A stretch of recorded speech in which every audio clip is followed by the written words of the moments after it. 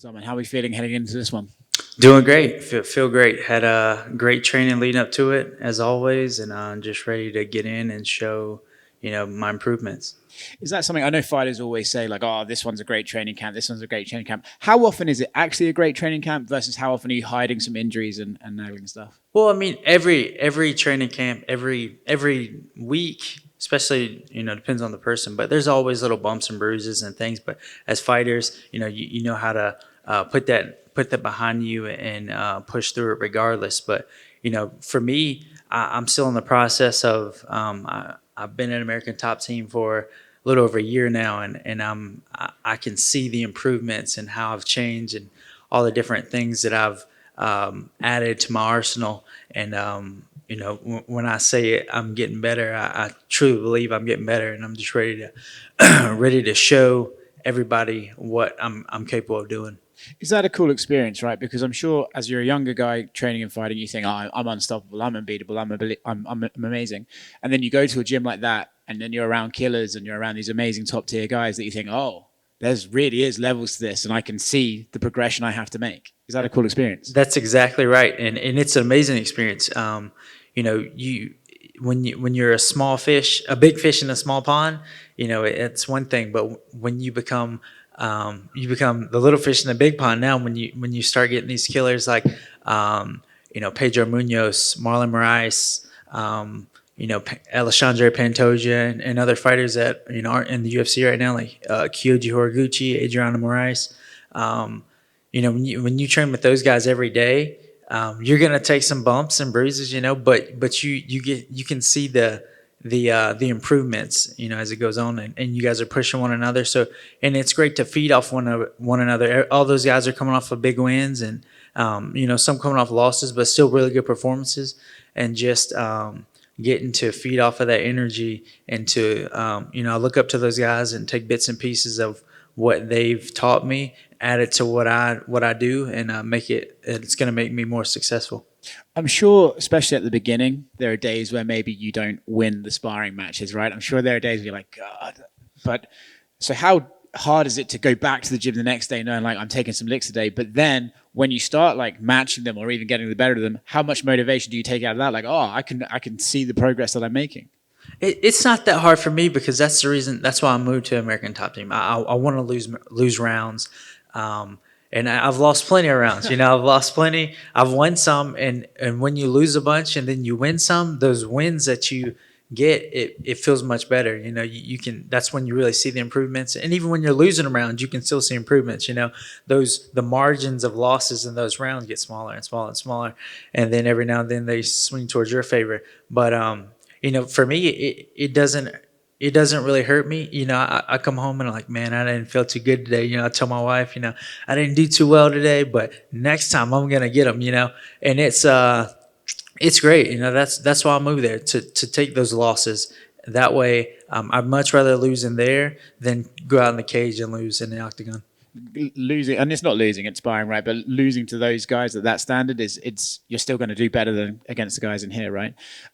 Just last one from me. What would you say is the biggest thing you've learned, whether it be technical, mental? What's the biggest thing you've learned from being at this gym?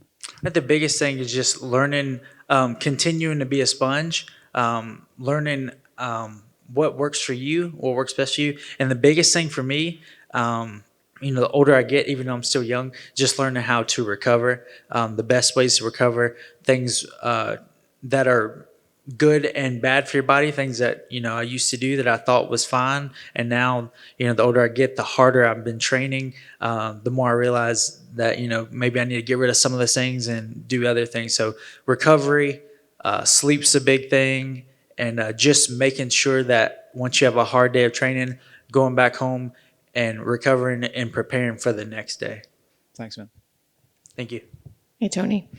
This fight was supposed to happen in April, and it didn't happen. I'm curious if this fight was something you really wanted, and that's why it happened now, or did it just happen that way? Can you give me the? I guess a little bit of both. I think this is one that the UFC really wanted, and I wanted this fight as well. Especially you get your idea on fighting somebody, and you picture, you're visualizing what you're gonna do and things like that. So, I wouldn't say that if we didn't fight, it would be a waste of that time, because either way, when I'm training for me to better me and to be the best that I can be, regardless of what person's in front of me. But I wanted this fight, and UFC also wanted this fight, so it happened. I'm glad it ended up happening. And you went on to fight and win, and he's still been sitting out. So do you feel like that's a little bit of motivation there that you've got to win in the amount of time that you guys were supposed to fight last? I guess I haven't really thought of it that way. I've just been kind of focusing on, my journey and my activity. And, the more active I am, the better it's going to be for me. So, I don't know how it's going to be for him. I don't know if that inactivity is going to be a negative or not. I hope not, because I want him to be his best when he comes in there. So when it's all said and done, when my hand's raised, there's no excuses for, why he didn't perform to the best of his ability. Now, was there any difference in the first time that you trained for him versus now? Was there any changes you made, or was it just the same game plan, or anything different? I think everything, the game plan, everything's the same. More for me, I don't really game plan as much. Like I said, I train to, make me the best no matter who's in front of me. And, I think the biggest difference is I'm continuously progressing. And the longer that I'm at American Top Team, the better I'm going to get. So the more time between, when he prepares for me, he's preparing for somebody that he saw fight 6 months ago. So 6 months is a huge time. And in that 6 months, I've gained a lot of knowledge. I've become a much better fighter, and I think just the time between my last fight and this fight, the biggest difference is just my constant progression. Thank you. Thank you.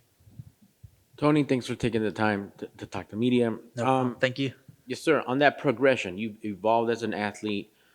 Your progress is there as an MMA fighter. But what clicked that you said, okay, I need to make this move because I am no longer like what again, just what helped you get out of that mindset to where you thought like, all right, this is good as it gets, and clearly that wasn't the case. So you mean like as far as moving to American Top Yes. Team? So it was a tough decision. I was really close with my old coach in Virginia, so it was a tough decision to make.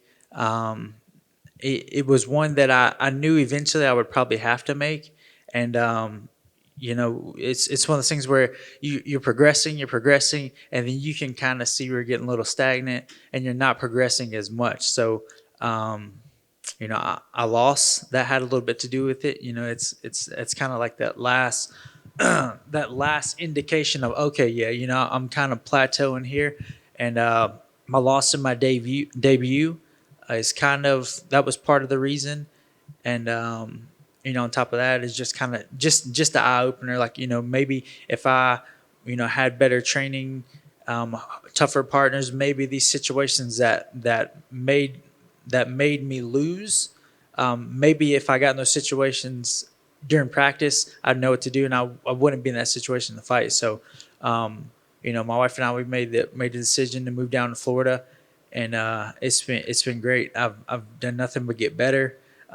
Met a lot of great people, a lot of people that I used to look up to and still look up to before I even got there. So it's still surreal to me that I'm there amongst so many really good fighters, and just continuing to grow and learn from each of these guys and coaches, and helping better myself. Excellent, man. I could hear the confidence. That's part of the evolution. How does it feel coming back to the Apex? Like how will it be with not so much of a crowd Saturday, or does it even matter for this version of Tony? It doesn't matter. Of course, us fighters, we're looking forward to the fans, and we miss the fans, because that's a different element to fighting. But I fought at the Apex. This will be my 4th time now. So between Contender Series, which I had some people there, had a decent amount of people, maybe like 15 people, come watch the Contender Series. So it's pretty loud in that small room. But my past 2 fights have been here at the Apex. So I kind of have an idea of what it feels like to not have a crowd. But I enjoy the fact that I can hear, my coaches and the advice and all things like that. So, it's bittersweet. I really like it because I like the cage that it's smaller because there's more action being pushed, and I like that I can hear, but also miss, the screams of the fans too. All right. Thank you, sir. Good luck on Saturday. Thank you so much, sir.